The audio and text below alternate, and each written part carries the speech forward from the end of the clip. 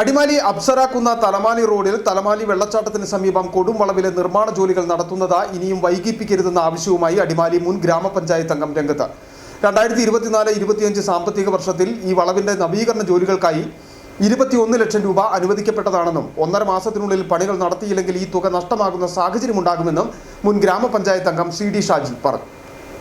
അടിമാലിയിൽ നിന്നും കുരങ്ങാട്ടി, പീച്ചാട്, മാങ്കുളം മേഖലകളിലേക്ക് എളുപ്പത്തിൽ സഞ്ചരിക്കുവാൻ കഴിയുന്ന റോഡാണ് അടിമാലി അപ്സരാക്കുന്ന് തലമാലി റോഡ്. ഈ റോഡിൽ തലമാലി വെള്ളച്ചാട്ടത്തിന് സമീപമാണ് അപകട സാധ്യത ഏറെയുള്ള കുത്തനെയുള്ള കയറ്റവും കൊടുംവളവും സ്ഥിതി ചെയ്യുന്നത്.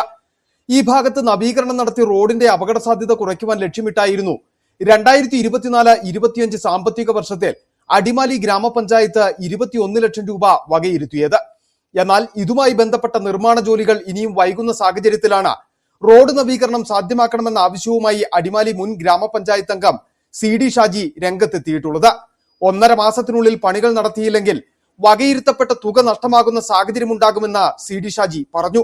മാർച്ച് മാസം 30-നുള്ളിൽ ആ റോഡിന്റെ നിർമ്മാണം പൂർത്തീകരിച്ച് അപകടങ്ങൾ ഇല്ലാതാക്കി ജനങ്ങളുടെ യാത്രാ ക്ലേശം പരിഹരിച്ച് റോഡിലൂടെയുള്ള സഞ്ചാരങ്ങൾ സുഗമമാക്കി തീർക്കുന്നതിന് വേണ്ടിയുള്ള നടപടികൾ അധികാരികൾ അടിയന്തരമായി കൈക്കൊള്ളണം.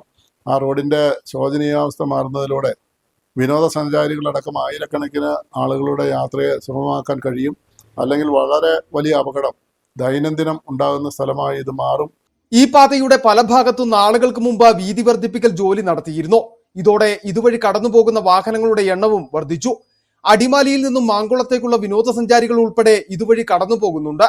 കൊടും വളവും കുത്തനെയുള്ള കയറ്റവും മൂലം വഴി പരിചിതമില്ലാതെത്തുന്ന ഇരുചക്ര വാഹന യാത്രികരടക്കം ഇവിടെ അപകടത്തിൽപ്പെടുന്ന സംഭവങ്ങൾ വർദ്ധിക്കുകയാണ്. ഇടയ്ക്ക് വലിയ വാഹനങ്ങളും ഈ വളവിൽ കുരുങ്ങുന്ന സംഭവങ്ങൾ ആവർത്തിക്കുന്നു. ഈ സാഹചര്യത്തിലാണ് റോഡിന്റെ നവീകരണം എന്ന ആവശ്യം ശക്തമാകുന്നത്.